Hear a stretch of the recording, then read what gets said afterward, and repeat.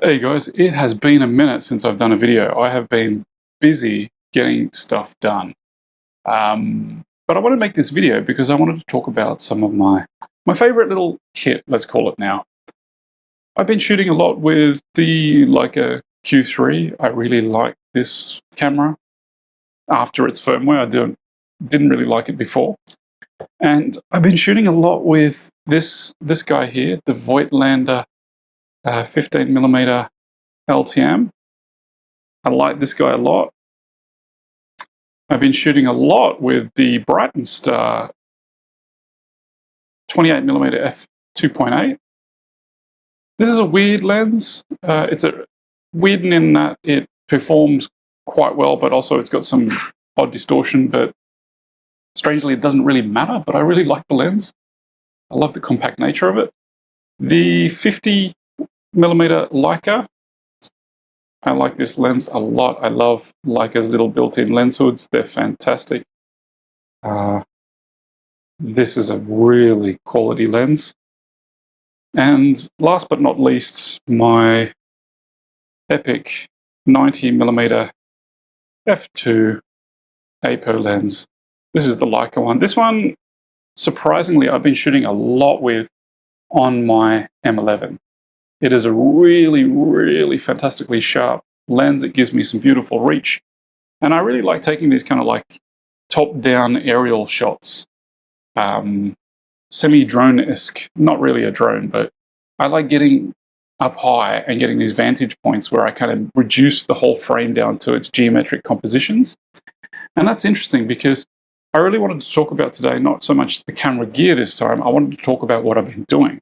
And what I've been doing is I've been trying to analyze and delve into my type or style of photography. And what I've realized, I've used Claude's, Anthropic's Claude Sonnet and Opus AI. I've used ChatGPT's AI. I've used Google Gemini and our good old Muse, Meta's new one. And Grok in the mix as well. Why not use them all? And I've created a little network of agents using Clawbot, and I've got them to try and analyze my photography.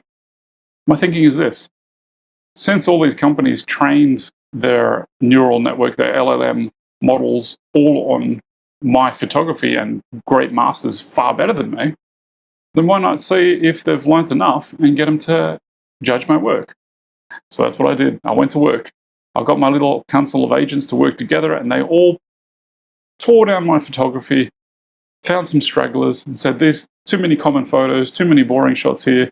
And it was quite interesting because I also got the Clawbot to analyze and re-archive my entire library of photos from when I started taking photos until now, pretty much. And it has ranged all my photos in order against the year, the location, and the camera time, date, and the type of camera. And now I can hear you say, hey, metadata exists, John, what the hell are you doing? But my metadata over the years, changing between aperture, then going to Lightroom, then going to Capture One, and jumping between platforms and different software, it kind of messes with your metadata. So if you've, like me, amassed a massive library of images, both commercial and private, you'll notice that there are a couple of discrepancies. Now, my filing system is pretty immaculate. I've got some very clean systems, so I can find what I'm looking for quite easily. But hey, there is a few stragglers there where the metadata and EXIF data has just completely disappeared into the ether of the interwebs, or wherever it goes. So, the point being is, what did I discover? Well, I discovered this. This is going to sound like a little bit of a weird segue to Leica cameras. It's not. It's not sponsored. I realized that in my early days of photography and my very young days of being a commercial photography assistant and art director, I realized that my photos definitely have a more contrasty and color pop, but there's always a reduction of elements. And I credit this to my editorial training and my graphic design and editorial training, working with some pretty high-end magazines back in Australia at the time and in China and other places of the world.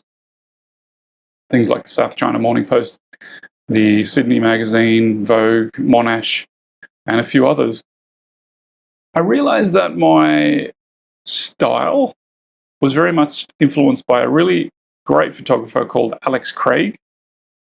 He is a mate and a guy that I commissioned to take my wedding photos because I'd worked with him a lot when I was working with a company called Deluxe and Associates. And he just takes really beautiful, editorial, just beautiful photos. And I think part of me being intrigued and interested in photography is because of him. And I find that his work is really beautiful and had a huge impact on how I see the world and how I photograph it. So my early days, I noticed the photography was kind of slow, deliberate.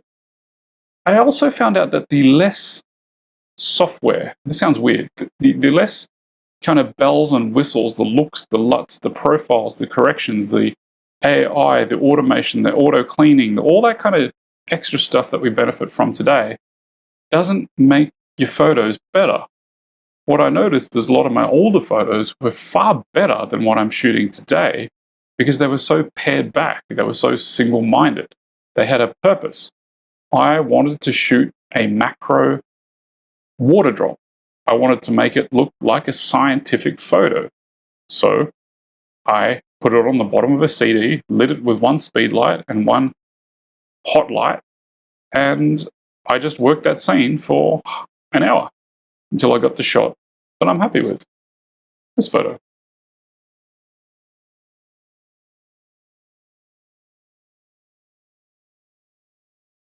I entered a few competitions. There was one, the Canon EOS Masters or whatever it was, and I had a packet of yellow powder sent to me, and I had to use it in a creative way. I didn't really have a lot of stuff. I had a Canon EOS 450D, I think it was, and a 430 EX speedlight or something like that. And I had a black cabinet, so I thought, and a dumbbell. So I took this shot.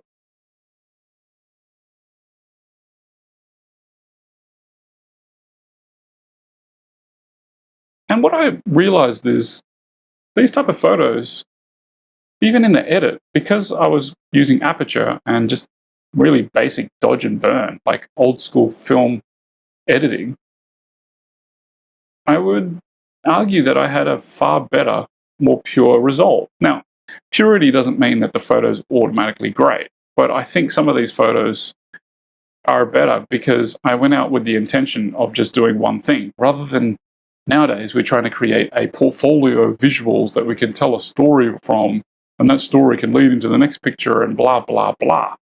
I think actually the one-off, the one photo, the one place or destination, the single purpose that you're trying to go out yields a better result.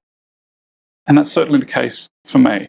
And so in 2026, what I've been doing these last couple of months, apart from being crazy busy with work, is I've been trying to limit myself to shoot with one lens, or to try and be extra creative with this one lens.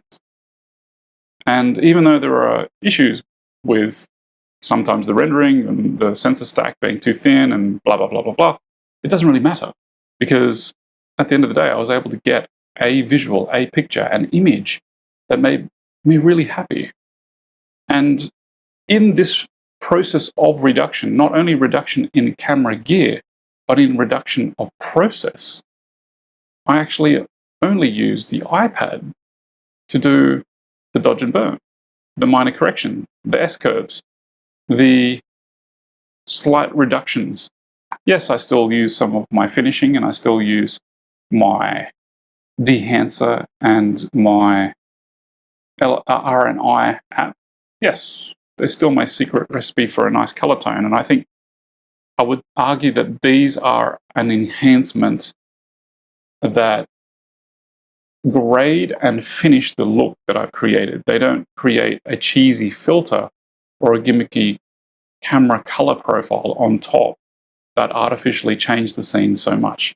what I've done with these two apps is add a little bit of color or pop or tone just to take away some of the modern digital, not sharpness, but the modern digital look. And I'm pretty happy with how this is turning out. So what I've realized on this photographic journey with my Leica cameras is that while I do have some of the greatest lenses ever, and I'm very privileged to own lenses like this 90mm, lenses like this 50mm here, and lenses like this amazing 28 that's fixed on the Leica Q3, I found that lenses like the Brightstar, this pancake lens, and the original Voigtländer Super Helia wide, they have a place in my kit. A very important place, because while they're not optically perfect, they provide a perspective, a unique perspective. And that's why I said it's a little bit odd that this is going to sound like a little bit of a Leica plug here, but in a way, the Leica M11, and I'll put the lens here, I'll show you.